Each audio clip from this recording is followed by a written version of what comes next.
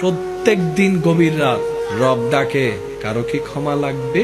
আয় একবার বল আমার কাছে, চোখের পানি ছেড়ে অন্তরের বিশ্বাস প্রেমকে সাথে নিয়ে। আমি রব, কাউকে কিচ্ছু জানতে দিব না তোর অতীতের কাজ।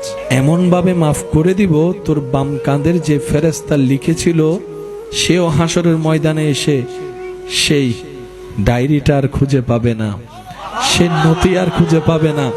সে খাতা খুলে দেখে বলবে, আমার তো মনে পড়ে এই সালের এত তারিখ সে এই কাজটা করেছে। আমার মনে পড়ে যে আমি লিখেছিলাম।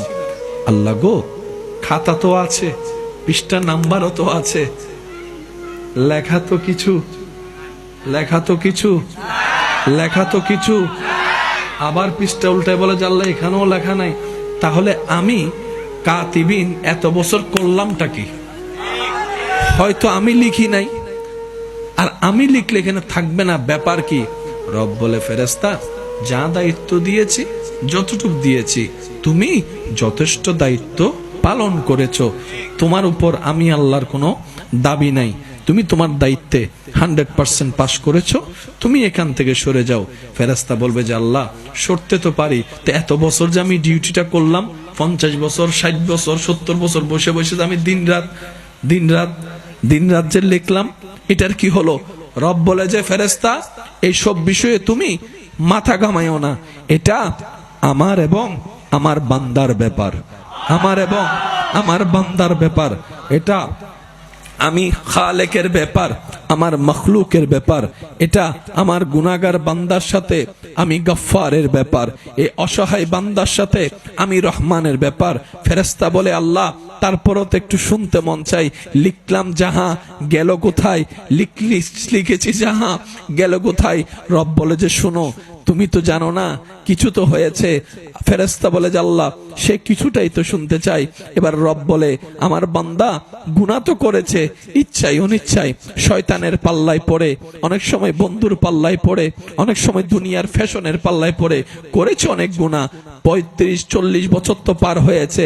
হঠাৎ করে একদিন রাতের বেলা তার ঘুম আসছে না, সে তাকিয়ে আছে, ঘুম আসছে না। এভাবে রাত গভীর হতে হতে তার কেমন জানি অনুভব হলো, আমি তো আমার রবের নিয়ামত খেয়ে রবের সাথে বেঈমানি অনেক করেছি, আমি তো রবের জমিনে থেকে রবের নাফরমানি অনেক করেছি। এইভাবে অনুশোচনা করতে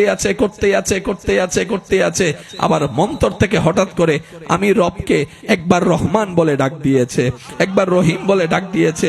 ওই দিন ওর রুমের মধ্যে অনেকে ছিল, সবাই ঘুমন্ত ছিল, কিন্তু আমার বান্দাটা এই নির্গুম অবস্থায় রাত পার করতে করতে হঠাৎ করে সে বিছানা থেকে উঠে অজুটা করে যাই নামাজে দাঁড়িয়ে আমি রবের দরবারে নামাজের মাধ্যমে সিজদায় মাথা ঝুঁকাই দিল, সিজদায় মাথা ঝুঁকাই দিল, সিজদায় মাথা ঝুঁকাই দিল।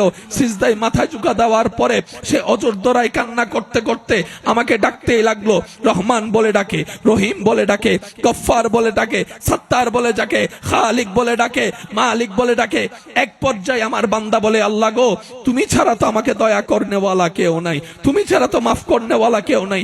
আল্লাহ, যেই গুনাহ করেছি, এই গুনাহ নিয়ে আল্লাহ আমি নিজের কাছে নিজে শর্মিন্দা হয়ে আছি। আমার গুনাহ যদি আমার স্ত্রী জানে, আমার সাথে সম্পর্ক রাখবে না। আমার গুনাহ যদি আমার সন্তান জানে, আমার সাথে সম্পর্ক রাখবে না। আল্লাহ, তুমি জানার পরও চুপ করে আছো, কাউকে জানতে দাও নাই। কত দয়াবান তুমি, কত সত্তার। বান্দা বলতে আছে, আমার তার ডাকটা শুনতে ভালো লাগছে। সুবহান। আমার বান্দার প্রত্যেকটা ডাক আমার শুনতে ভালো লাগছে, তার কান্নাটা ভালো লাগছে, তার বলাটা এত সুন্দর চমৎকার ছিল, মন থেকে ডাকটা এত প্রিয় ছিল। আমি আল্লাহ তার ওই দিনের ওই ডাকের কারণে খুশি হয়ে আমি কাদের কাদির, সমস্ত কিছুর মালিক, তার সারা জীবনের গুনাহ মাফ করে দিয়েছি। আল্লাহু আকবার।